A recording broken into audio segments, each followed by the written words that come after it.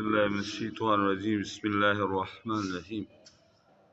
اللہ رب العزت کا پاک ارشاد ہے، اے حبیب صلی اللہ علیہ وسلم پڑھو جو کتاب تمہاری طرف وحی کی گئی اور نماز قائم فرماؤ، بے شک نماز منع کرتی ہے بے حیائی اور بری بات سے، اور بے شک اللہ کا ذکر سب سے بڑا، اور اللہ جانتا ہے جو تم کرتے ہو۔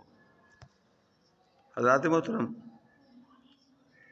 اس کی تفسیر میں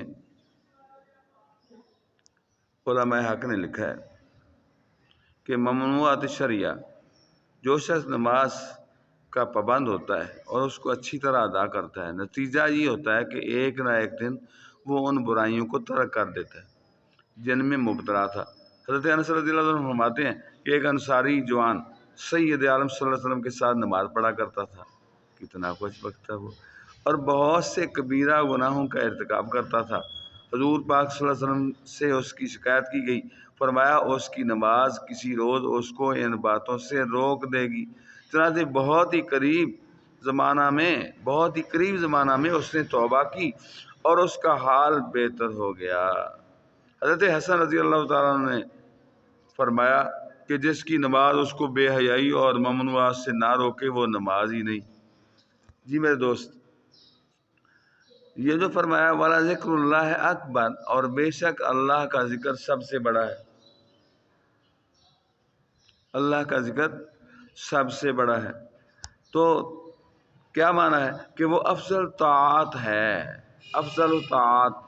ترمذی شریف کی حدیث پاک، ترمذی پاک کی حدیث پاک میں ہے، سید عالم صلی اللہ علیہ وسلم نے فرمایا، کیا میں تمہیں نہ بتاؤں وہ عمل جو تمہارے اعمال میں بہتر اور رب کے نزدیک پاکیزہ تر، نہایت بلند رتبہ، اور تمہارے لیے سونے چاندی دینے سے بہتر اور جہاد میں لڑنے اور مارے جانے سے بہتر ہے؟